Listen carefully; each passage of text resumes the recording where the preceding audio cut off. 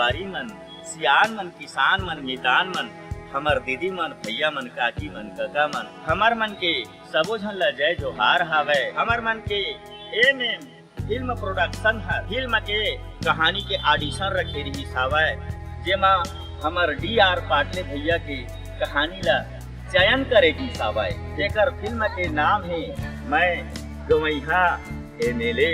और सुन लेवा भैया मन, यदि नहीं सुने हो तो फिर से मैं दोबारा बोला था, ये हमार छत्तीसगढ़ी पिक्चर के नाम हावय मैं गवैहा एमएलए।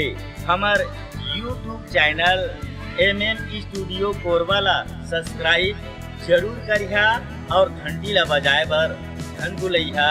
आप मन के सामने में हमार पिक्चर बहुत जल्दी से जल्दी हंसी मजाक से भरपूर कहानी के साथ में हम आवत हन।